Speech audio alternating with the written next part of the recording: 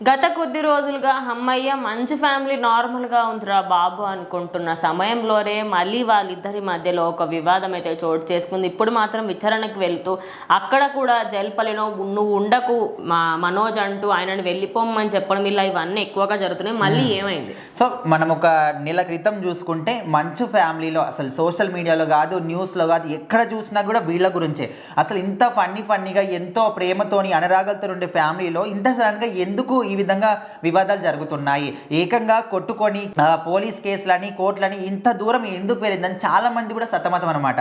అసలు ఆ గొడవలకు కారణం ఏంటని స్టిల్ ఇప్పటి వరకు కూడా ఎవ్వరికి క్లారిటీ లేదు. కాకపోతే అప్పట్లో ఒకరి మీద ఒకరు కేసులు పెట్టుకున్న అంతా జరిగింది కాబట్టి రీసెంట్గా నిన్న మాత్రం వాళ్ళు రంగారెడ్డి జిల్లా కలెక్టరేట్కి మాత్రం విచారణకు వెళ్ళడం జరిగింది. సో అక్కడ కూడా మాట్లాడుతున్నప్పుడు ఎట్లా అంటే, ఇక్కడ జల్పైలో ఏదైతే ఆస్తి నివాసం ఉందో అది నా సొంత కష్టంతో నేను సంపాదించుకున్నాను.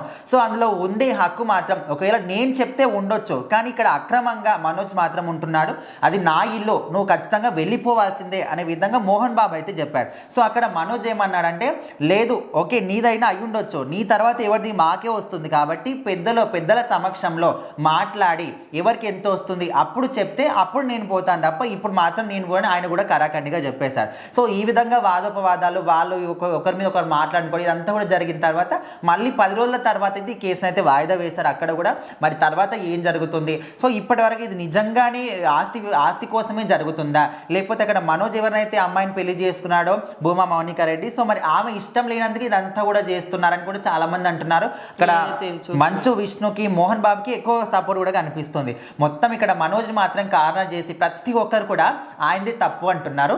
చూడాలి మరి అసలు ఈ కేసులో ఏం జరుగుతుంది. ఇప్పటికే మనం ఊహించిన ఎన్నో మలుపులు, ఎన్నో అసలు ఒకరి ఫ్యామిలీలో ఈ విధంగా ఒకరి మీద ఒకరు కేసులు పెట్టుకుంటారా, కొట్టుకుంటారా, ఆల్మోస్ట్ ఎంతవరకు అంటే మీడియా పర్సన్ జర్నలిస్ట్ని కూడా కొట్టే పరిస్థితి కూడా ఇక్కడ మోహన్ బాబు మనం చూసాం. సో మొత్తానికైతే ఇంకా 10 రోజుల తర్వాతకైతే ఇక్కడ కేసు అయితే వాయిదా వేస్తారు. అప్పుడు ఏం తీర్పిస్తుందో చూడాలి.